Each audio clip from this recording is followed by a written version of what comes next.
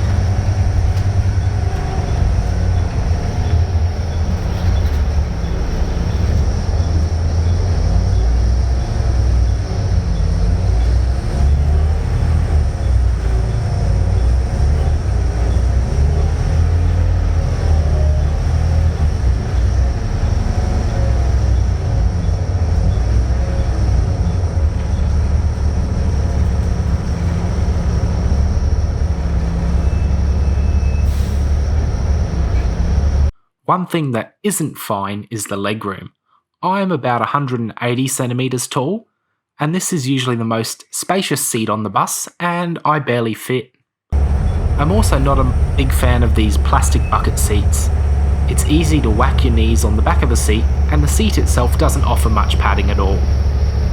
If these buses only did short distance runs, it would probably be fine, but considering I caught this bus on a 251, I wouldn't call Ormiston to Brisbane CBD a short distance.